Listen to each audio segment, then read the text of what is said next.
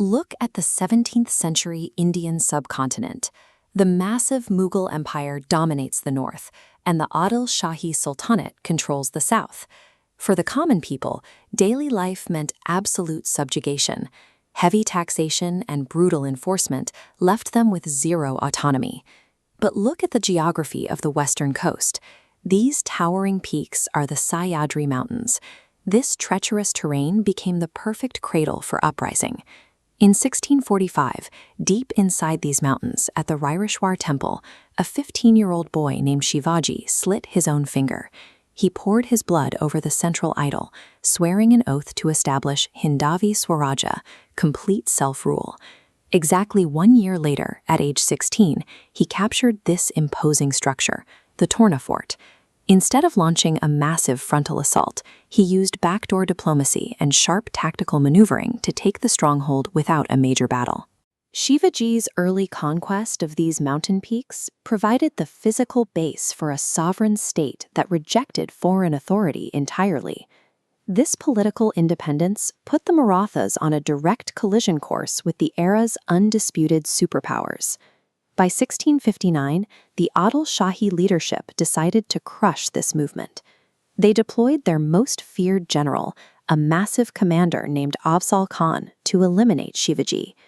Shivaji knew he couldn't win a traditional battlefield clash.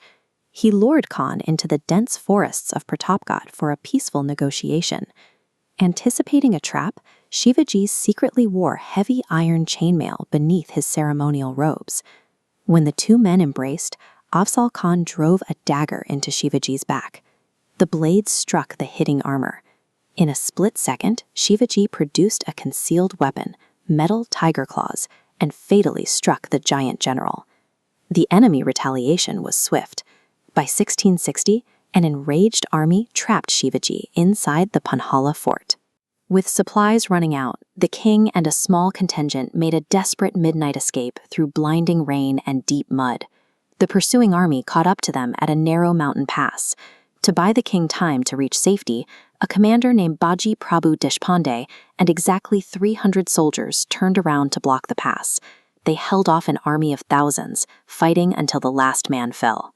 The survival of Swarajya depended on the unwavering loyalty and willing blood sacrifice of the people, as much as the tactical mind of the king.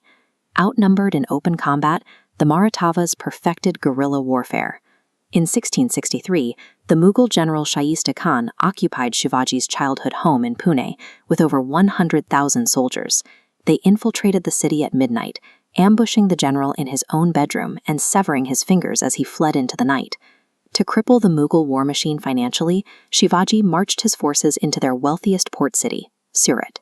He emptied the royal treasuries, but issued strict orders that no commoner or woman was to be harmed. The Mughals responded by sending an overwhelming force. To spare his population from total annihilation, Shivaji signed the Treaty of Purandar in 1665, surrendering 23 of his most heavily fortified mountain bases. A year later, Emperor Aurangzeb summoned him to the capital and placed him under house arrest inside the imposing walls of Agra. Surrounded by hostile guards, Shivaji faked an illness and began sending large baskets of sweets out to the city's poor. He and his young son eventually climbed into those very baskets and smuggled themselves out right under the emperor's nose. By 1670, he initiated a relentless campaign to win back the territory surrendered in the treaty. Reclaiming the Kandana fort required his childhood friend Tanaji Malusare to scale a sheer rock face in the dead of night. Tanaji secured the fort, but died in the brutal combat. Every time his enemies thought they had crushed him, he absorbed the loss, analyzed the new board, and orchestrated a calculated return. On June 6, 1674, 30 years after taking a blood oath in a mountain temple, Shivaji was officially crowned Chhatrapati at the Raigad fort. This coronation validated the sovereignty of his independent kingdom in the eyes of his peers and rivals alike. He immediately structured a government built for longevity. He established the Ashta Pradhan, a council of 8 ministers.